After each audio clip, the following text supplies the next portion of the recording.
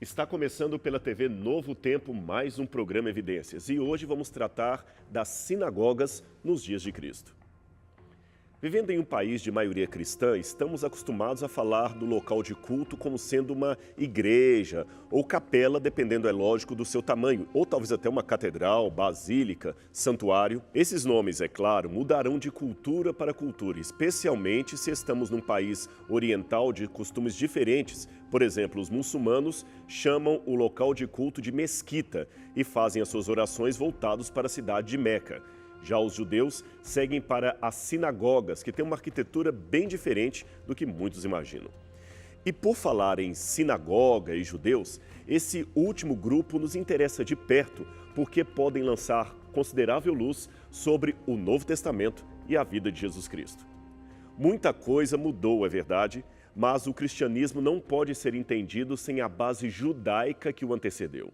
E deixe-me dizer que os estudos teológicos sobre o Novo Testamento ficaram muito empobrecidos quando retiraram Jesus de seu contexto original e negligenciaram o fato mais óbvio de todos, o de que Jesus era realmente um judeu de seu tempo. O antissemitismo, que infelizmente varreu muitos países da Europa, terminou criando a imagem de um Jesus anacrônico, parecido mais com um cidadão de Berlim do que com um morador da Galileia do primeiro século. Foi preciso, pois, uma revolução na teologia para que novos estudos fossem aceitos, contemplando as raízes judaicas do Novo Testamento. E aqui, este é um outro fator importante que devemos analisar: o uso da sinagoga naqueles dias. Apesar de toda a sua importância, é interessante que a sinagoga não seja mencionada em nenhum texto do Antigo Testamento. Ao contrário, porém, no Novo Testamento, todo o ministério de Jesus e dos apóstolos está intimamente relacionado às sinagogas judaicas do primeiro século. Mas quando foi que essas sinagogas começaram a existir? O que acontecia nas sinagogas nos dias de Cristo? Havia cultos? Como eles eram? O que eles faziam? Diferentemente do que muitos podem imaginar, a sinagoga não era apenas um lugar de culto e adoração a Deus. Diversas atividades eram praticadas ali e não apenas o culto religioso. Os judeus poderiam, por exemplo, usar o prédio da sinagoga para discutir questões políticas, como aconteceu na sinagoga de Tibérias no primeiro século da era cristã, e quem nos dá essa informação é Flávio Josefo, que viveu naqueles dias.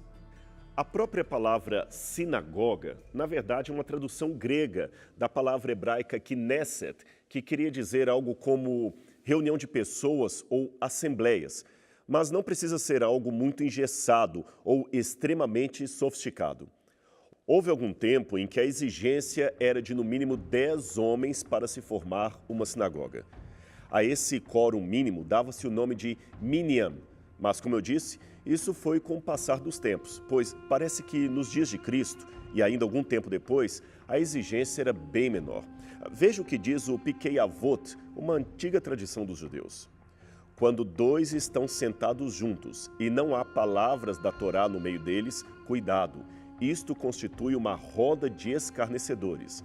Mas quando dois estão sentados juntos e palavras da Torá são ditas por eles, então a Shekinah habita no meio deles. Em outras palavras, se dois judeus estiverem sentados debaixo de uma árvore e pararem para estudar a palavra de Deus, ali, segundo o pensamento judaico, haveria uma sinagoga e a glória de Deus, isto é, a Shekinah, brilharia no meio deles.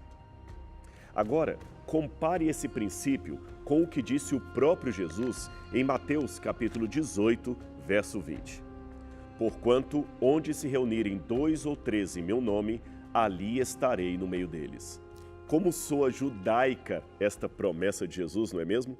Ele realmente se tornou homem num tempo e cultura específicas, ou seja, Jesus veio para todos, mas veio na pessoa de um autêntico judeu do primeiro século.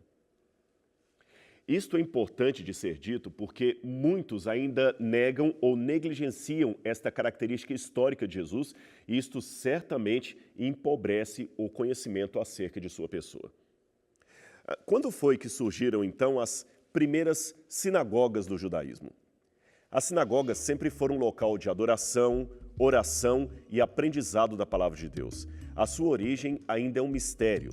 Há quem diga, por exemplo, que elas surgiram após o ano 70 depois de Cristo, o que hoje já se confirmou ser um erro.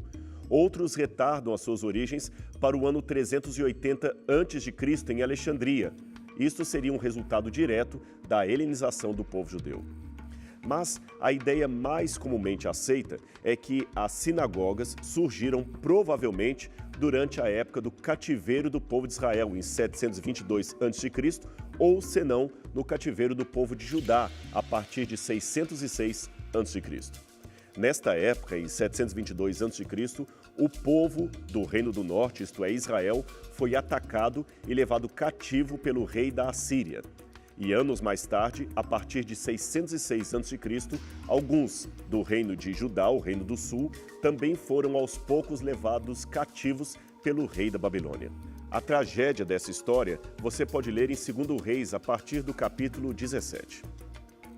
Os primeiros cativos tinham o templo de Salomão longe de si e não podiam mais peregrinar até Jerusalém. E os últimos, os cativos de Judá, tiveram a amargura de ver o seu templo destruído por mãos de Nabucodonosor.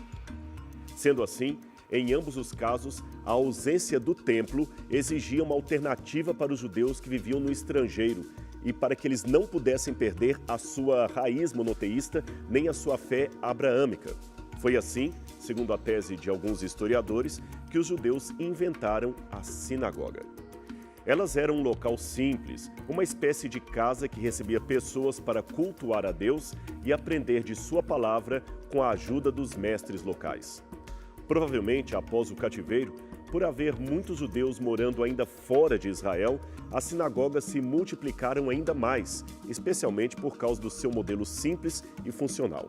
Depois evoluíram em estruturas que pareciam se tornar muito populares. Esta é a reconstrução artística de uma sinagoga do período bizantino, edificada em Cafarnaum, cidade onde morou Jesus. De modo geral, as sinagogas não possuíam grandes mobílias. Em seu interior se vê apenas colunas de sustentação, bancos adjuntos à parede e um santuário menor onde guardavam os rolos da Torá. Do lado de fora havia um pátio interno que provavelmente servia de escola das crianças, pois a sinagoga era muitas vezes uma espécie de colégio para meninos. Vamos ver agora os restos originais dessa sinagoga, cuja animação em vídeo você pôde ver há pouco. Aqui dentro é possível ver os bancos originais e uma estrutura retangular medindo aproximadamente 21 por 15 metros, com colunas em 3 lados.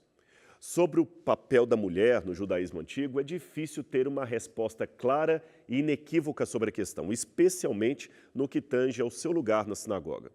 O que temos, na verdade, é uma inferência a partir de escritos judaicos posteriores, ou seja, deduzimos que aquilo que está na literatura rabínica de 2 ou 3 séculos depois de Cristo valeria para o 1º século, mas não é uma certeza absoluta.